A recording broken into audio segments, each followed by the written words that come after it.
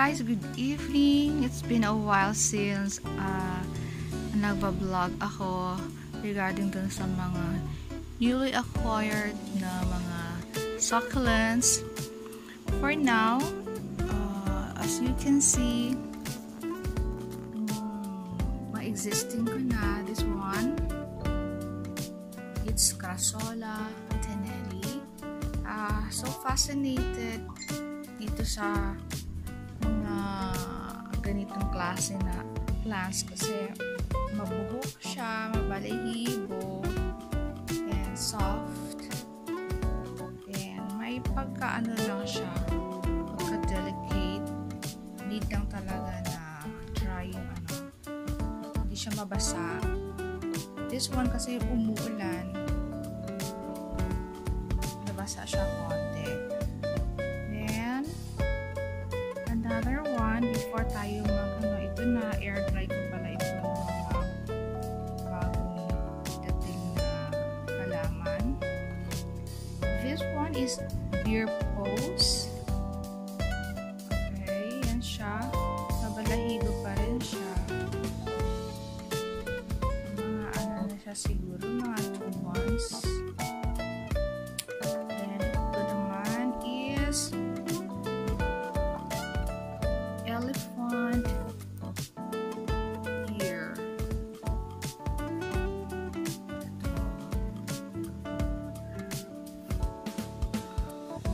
Siya.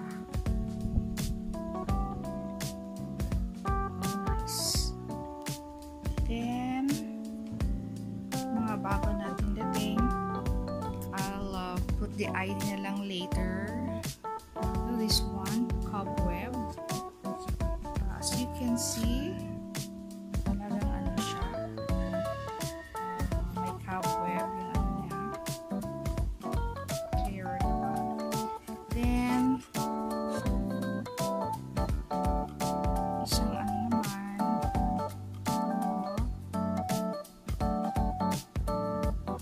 klase din naman na plants, din.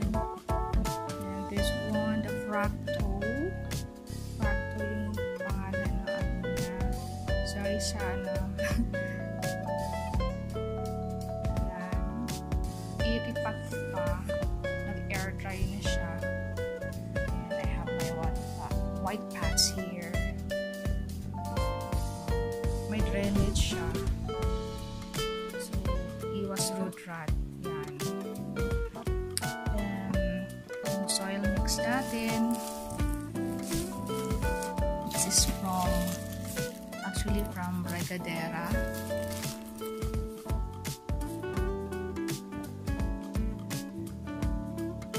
Then, may ano tayo ibang klase from Plantita. Cultured siya, cultured. Ayan. Yung name tags natin. Prepare natin yung name tags. Ayan. Yung routine powder. Siya. Anyway, I'll get back to you later. Thanks.